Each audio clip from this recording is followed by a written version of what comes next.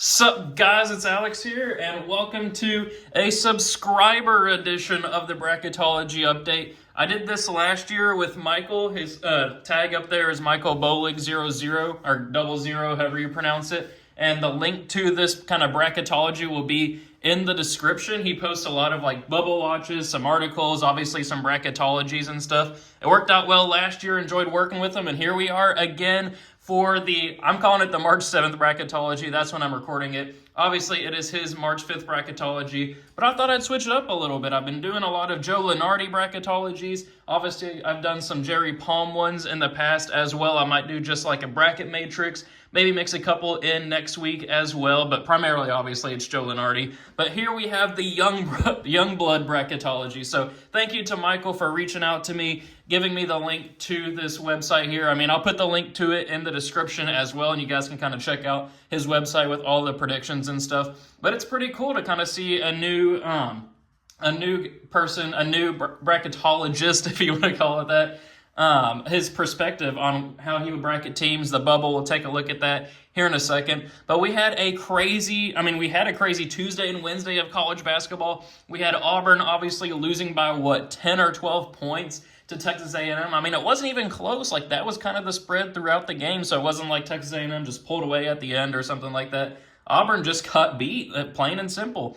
Then you also had Iowa State lose, I think it was in double overtime at home to BYU. Iowa State, I've been saying it, it's just a team that I don't believe in lately. Like, it's just, they are losing at home. They're losing games that they shouldn't be. I just don't know what's going on with them. You also had Ole Miss get a big home win against Tennessee. That was kind of a fun game to watch. You had Oklahoma holding serve against Missouri, beating them by like 15 points, something like that. They were in control throughout the game as well. You also had other results across the nation as well that it's been interesting to see the conference tournaments playing out. I mean, I think we have a championship game on Sunday. I believe the ASUN might be the first one to have an actual champion crown with Lipscomb versus North Alabama. I'll be rooting for North Alabama in that one. I know a guy who knows a guy for that one, but it's going to be pretty cool to see. But taking a look here at Michael's bracket here, I mean, a lot of stuff is pretty similar to Joe Lenardi. I mean, a lot of these teams are kind of bracketed as like the general public would say, but we do have some interesting brackets here. We have Texas A&M on the 2 line. I like that a lot. I like having them on the 2 versus Wisconsin on the 3 line. We also have Maryland up to a 4 seed over there in the East. That's pretty cool to see. The Terrapins, I've been believing in them over the last couple of bracketologies if you've been watching. That is a team I think can go pretty far. We also have some fun matchups like Creighton and Vanderbilt, the 8-9 over there in the Midwest. We have New Mexico and Memphis and the 8-9 over here as well. Then we have a matchup like Illinois and Baylor, 7 versus 10. That would be fun. Kansas versus Indiana. That would be fun over there in Lexington. But taking a look at his bubble watch here, last 4 byes are Utah State, West Virginia, Indiana, and San Diego State. Last 4 in are Arkansas, Drake, Xavier, and Oklahoma. You see Drake in there because he actually has a bid thief. He has Northern Iowa there as a bid stealer, winning the Missouri Valley Conference, and then Drake getting in as an at-large seed in the last 4 in. Then the first 4 out, we have Boise State, North Carolina, Nebraska, and Texas. Nebraska had that crazy game against Ohio State, who shows up here in the next 4 out. Double overtime at Ohio State. Some questionable calls late in that game, but it was like 114 to 111. Pretty crazy. And we have Wake Forest, SMU, and Cincy as well, kind of rounding out the next 4 out. So you guys know that every time I do these bracketology updates, I go to the vertex42.com to download their Excel bracket template, fill it out based off the bracketologies. And Michael's is here, and I'll be giving my predictions based off of how I see it playing out. We'll see what ends up happening. I mean, I've had different champions. I mean, last bracketology, I do have to admit, was pretty chalky, so we'll see what happens in this one. I mean, I'm not going to pick upsets just to have upsets. I'm going to pick ones that I believe can happen here, and we'll just see how it all plays out. So we'll start over here in the top left regional with Auburn beating South Carolina State. Memphis versus New Mexico. I believe a lot in New Mexico. I think they'll be a fun 9 seed to watch out of the Mountain West over there. Missouri versus Yale. Yale, I mean, the Ivy League usually is able to pull off a surprise victory in the tournament, I believe.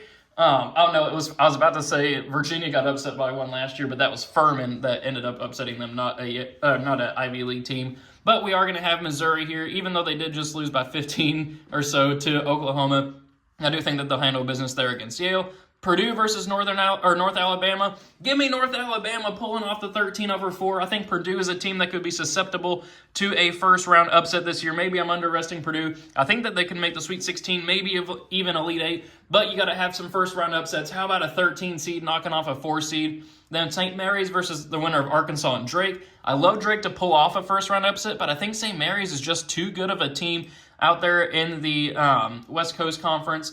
I think they've only lost one conference game all year. Give me St. Mary's in that one. Then we'll have Wisconsin here moving on past Troy. 10 seed Utah State pulling off the slight upset over UCLA. And then we'll have Texas Tech here moving on past Northern Colorado. So then for a spot in the Sweet 16, we are going to have Auburn beating New Mexico, Missouri taking care of business against North Alabama. I'd love to see North Alabama win, but I do believe a lot in Missouri this year, as you've seen from my bracketologies. I almost always have them in at least the Sweet 16 at this point. Then we are going to go with St. Mary's here, upsetting Wisconsin. I had Wisconsin in the Final Four of my bracketology. I feel like I can't win with Wisconsin. This is just a little side story. Wisconsin, if I have them losing early on, I have Wisconsin fans furious at me telling me that they have one of the best offenses in the nation, which they do. They have one of the best transfers in the nation, which they do with Tanjay. But then I have them in the Final Four, and everybody's like, oh, Wisconsin can't make it that far. There's no way that's a terrible pick. I just can't win with Wisconsin. I'm going to be going from here on out with how I believe it would play out. I got St. Mary's pulling off the 6/3 upset. So then we'll have Texas Tech moving on past Utah State. Then for a spot in the Elite Eight, Auburn, I think, can handle business here against Missouri. That would be a fun SEC matchup there. Then Texas Tech versus St. Mary's. I am going to go with Texas Tech here, which sets up, I know it's a chalky Elite Eight, 1 seed Auburn versus 2 seed Texas Tech. I feel like this is a pretty weak region overall. Auburn versus Texas Tech. I think this is a rematch maybe of, no, 29. I want to say it was of 2019, but I think they were on opposite sides of the Final Four that year. Give me Auburn, though, in the Final Four. I mean, I hate to have the number 1 overall seed in the Final Four. It feels pretty chalky, but they're the number 1 overall seed for a reason at this point. I don't see them losing here before the Final Four. So I'm going to move over here to the top right one. Duke is obviously going to beat the winner of Bucknell and Tennessee State. Ole Miss and UConn, that would be a fun 8-9 matchup. I like that bracketology, Michael. We are going to go with Connecticut here, pulling off the slight 9/8 upset. I think they continue their three-peat run. They handled business against Marquette on, I think, Tuesday or Wednesday, though Ole Miss did against Tennessee too. I just think that's going to be a fun matchup there. Then we have Clemson here versus Northern Iowa. I think Clemson's going to win that one. Same thing with Maryland here, taking care of business over Akron. Then we're going to go with BYU beating VCU, a battle of the abbreviations. I should have mentioned this at the top of the video, but I got to give credit to Michael here with BYU as a 6 seed. I think that they can make a 6 seed. I think they could even potentially make a 5 seed. They were out of the tournament maybe like 2 months ago, a month and a half ago, something like that. But they have been playing fantastic basketball lately. Obviously, I mentioned earlier the road win against Iowa State earlier in the week. I got them beating VCU here. Then we're going to go with St. John's, the Red Storm, moving on past UNC Greensboro. Kansas, a legendary first-round matchup of legendary programs here. Kansas versus Indiana. Give me Kansas, though, winning that one, and then Tennessee to beat Bryant. Then for a spot in the Sweet 16, Duke versus UConn. I got Duke moving on. I don't think UConn's run for a three-peat is going to go very far this year. I got them falling there. Clemson versus Maryland. These are two teams I absolutely love to make kind of that sleeper run to the Elite Eight Final Four, but here they're paired up in the second round against each other. I absolutely hate that. I'm going to go with Clemson, though, in a 5/4 slight upset. I hate to do it to Maryland. I mean, I had Maryland, I think, in the Elite Eight in a couple bracketologies ago, but that's just, it's bracketing, man. It all just determines on who you're facing, who you're bracketed up against. I got Clemson winning that one. Then St. John's versus BYU. Again, like, I would love to have BYU in the Sweet 16, maybe even Elite 8, but not against St. John's. You got to go with St. John's in that matchup at this point in time. I feel bad for BYU. I'm giving them their flowers here, but then I got St. John's winning that matchup. Kansas versus Tennessee. Give me Tennessee. I don't think Kansas is going to make too much of a challenge this year. I don't know what's going on with them. They're the number 1 preseason team, but it's just not connecting for some reason.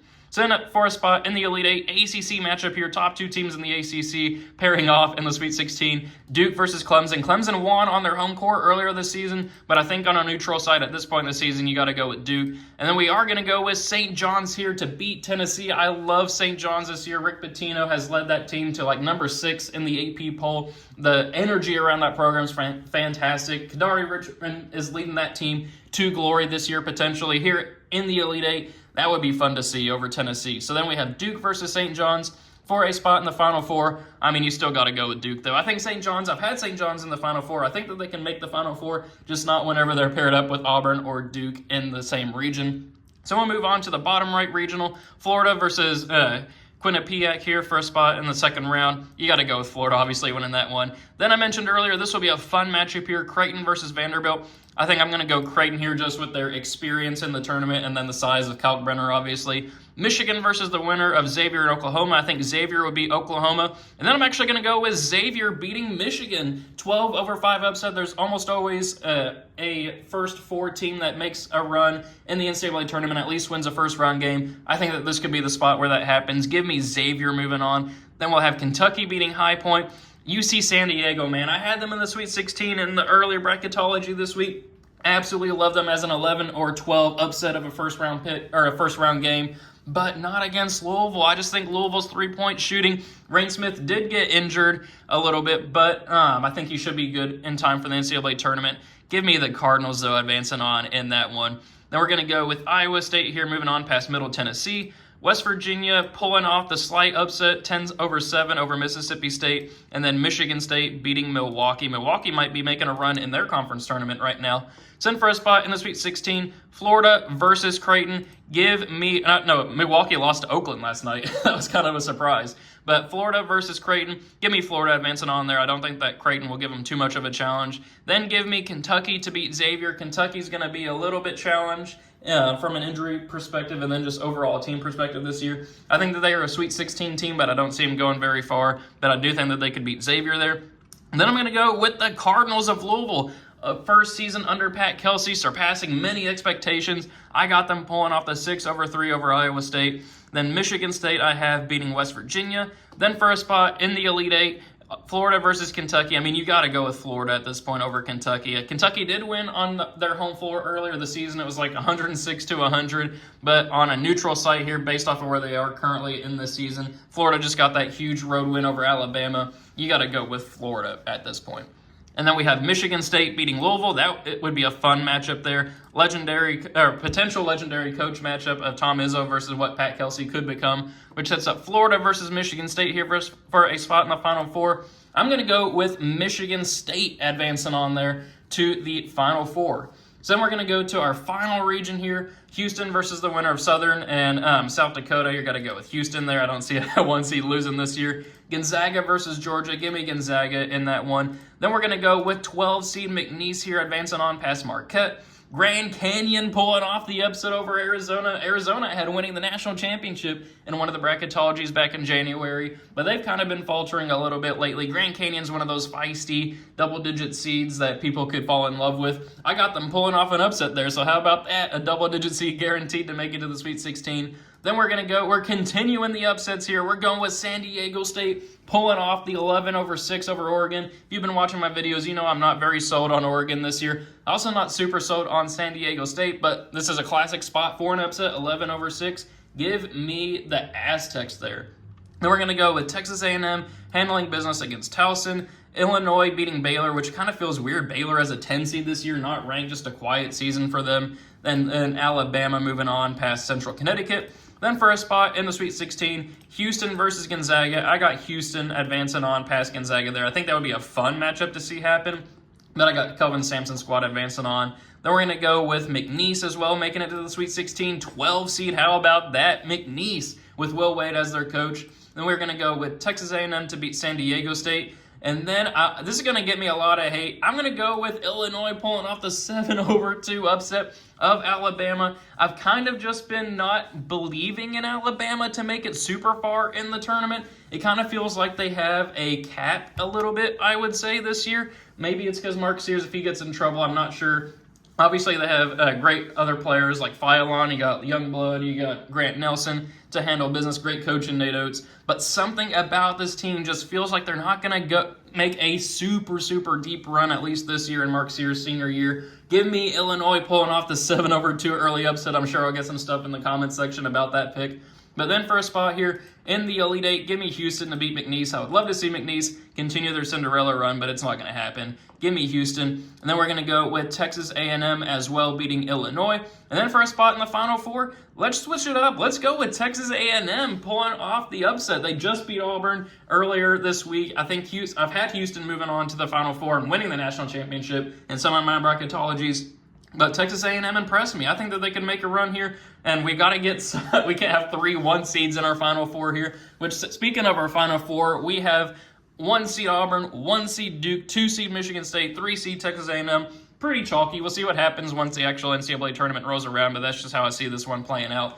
So first Final Four game, Auburn versus Texas A&M. Obviously, these two teams just played earlier this week, and Texas A&M won. But I think in a rematch, Auburn learns from that game. I think that they win the game there. Then Duke versus Michigan State. I'm going with Michigan State there to beat Duke, beat Cooper Flag. We are not going to get the Auburn versus Duke heavy hitter matchup of the 2 best players in the nation, Flag and Janai Broome. I think that Michigan State is just a great team this year. Obviously, legendary coach Tom Izzo. Could this be the year that the Big Ten finally gets their first championship since 2000? I don't think so. I got Auburn winning it all, which is kind of funny to say. I don't think I've had them actually win the bracketology for a couple of weeks now, and especially coming off a loss earlier in the week where they lost by double digits, to have them now win the national championship. Maybe I'm just going crazy. Maybe I'm just picking them because they're the number 1 overall seed. Maybe I'm picking them because they've been the best team in college basketball all year. That could be the case. But there we have it. Those are my predictions based off of Michael's bracketology. Make sure you show him some love in the comments below. Go hit up that website in the description. Let me know what you think of my predictions. Let me know your own predictions in the comments below. Always like reading through those. But thank you guys for watching. Hope you enjoyed it, and I will see you all later.